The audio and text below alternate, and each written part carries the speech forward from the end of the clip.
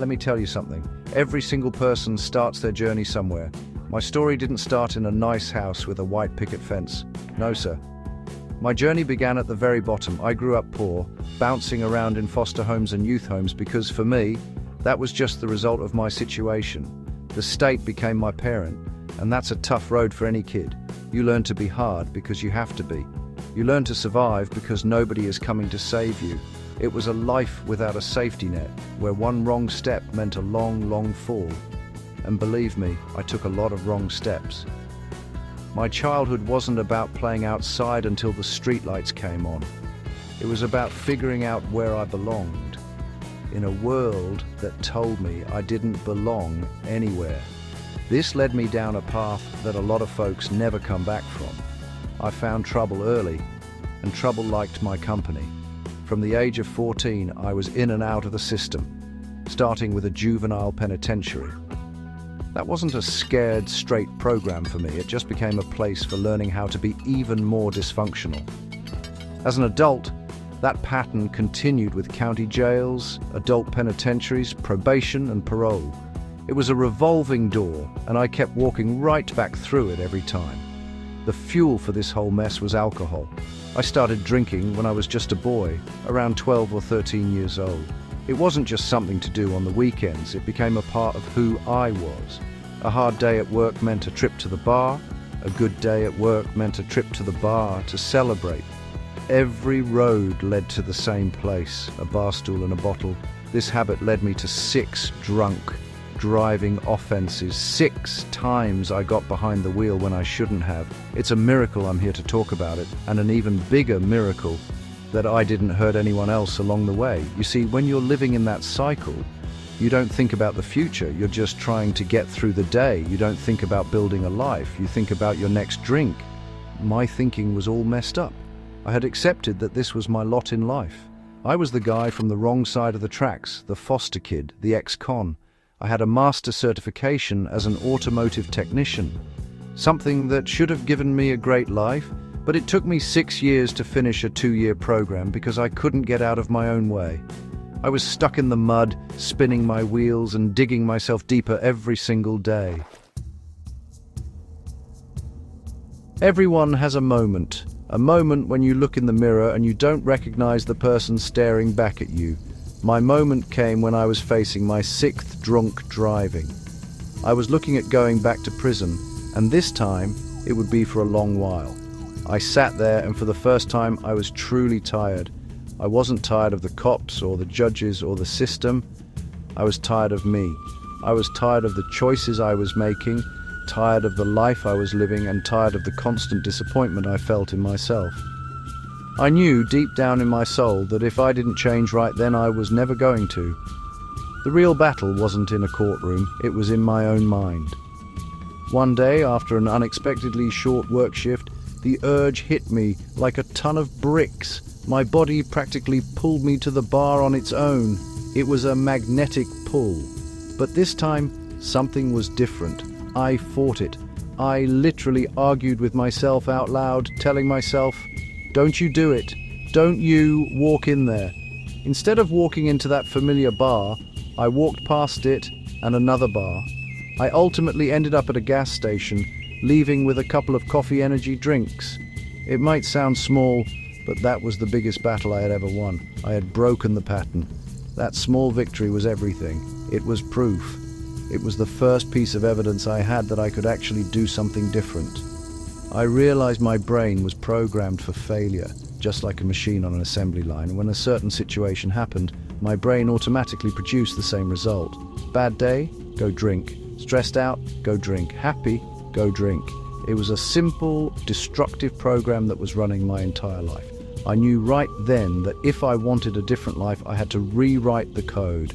I had to become the programmer of my own mind instead of just letting the old program run. Getting sober wasn't a one-time decision. It was a decision I had to make every single day, sometimes every single minute. It started in October 2015. I didn't have a grand plan.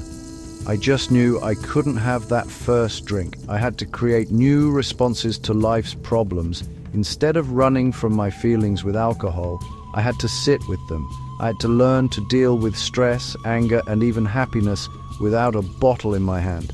It was the hardest thing I've ever done, but that one decision to walk past the bar and choose a different path was the first step toward a life I never thought was possible for someone like me.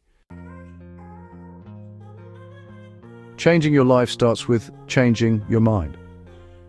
I had this big realization while working a job I got through a temp agency. I was at an ice cream plant running a machine that made popsicles.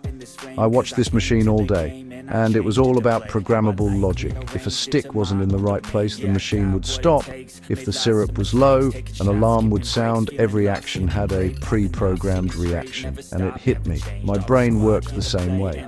For years, my programming was set to self-destruct.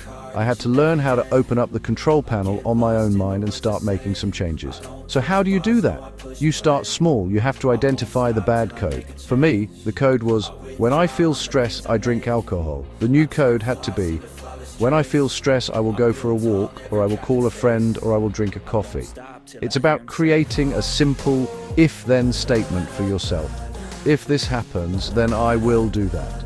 You have to consciously and deliberately choose a new action over and over again until it becomes the new automatic response. It feels unnatural at first. It feels like you're fighting yourself. But every time you choose the new path, you're weakening the old one. While I was fighting my 6th drunk driving case, I made another decision. I decided to go back to school. I enrolled in a welding and metal fabrication program. People thought I was crazy. Here I was facing prison time and I'm signing up for classes. But I knew I had to keep moving forward. I couldn't just sit around and wait for my fate. I had to show myself and the world that I was serious about changing. I poured everything I had into that program. I studied harder than I ever had in my life. I focused on learning a new skill, on building something with my own 2 hands. It gave me purpose when I needed it most. And you know what happened? I graduated with Dean's List honors. Me, the kid who was a ward of the state, the guy with a rap sheet as long as my arm. I proved to myself that I wasn't stupid or worthless. I just had bad programming. By focusing on school, I was actively overwriting the old code. I was replacing thoughts of despair with thoughts of accomplishment. I was teaching my brain that I was capable of success. Each good grade, each completed project was another line of good code, making my new operating system stronger and more stable than the old one had ever been. Now, getting sober and getting an education was one thing, but my finances were a complete disaster. Years of bad decisions had left me with terrible credit and mountains of debt. You can't build a new life on a shaky foundation, and money is a big part of that foundation. I knew I had to face the mess I had made. So, just like with everything else, I started with a simple plan. I got a notebook and wrote down every single dollar I owed. It was a scary number to look at, but you can't fix a problem until you're willing to look it square in the face. It was time to stop running. I created a budget for the first time in my life. It wasn't complicated, it was just simple math. What's coming in and what's going out? I cut out everything that wasn't necessary. No more eating out, no more buying things I didn't need. Every extra dollar went toward paying off my debts, starting with the smallest one first to get a quick win and build momentum.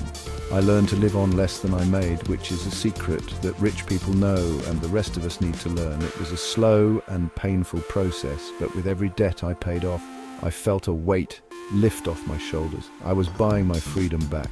This whole journey taught me one important thing: you are not your past. Where you come from does not have to decide where you're going.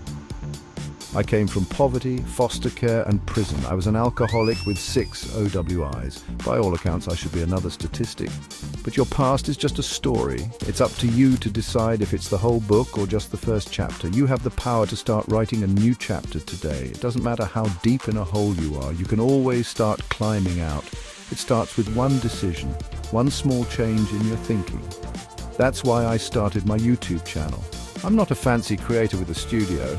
I'm just a guy with a phone sitting on my couch, sharing my story. Because I know there's someone out there who feels just like I did. Someone who thinks it's too late, that they've made too many mistakes. I'm here to tell you that it's never too late. You can get better, you can fix your finances, You can get sober. You can change your life. You just have to believe it's possible and be willing to do the work. The journey isn't easy, but I promise you it's worth it. Just get started.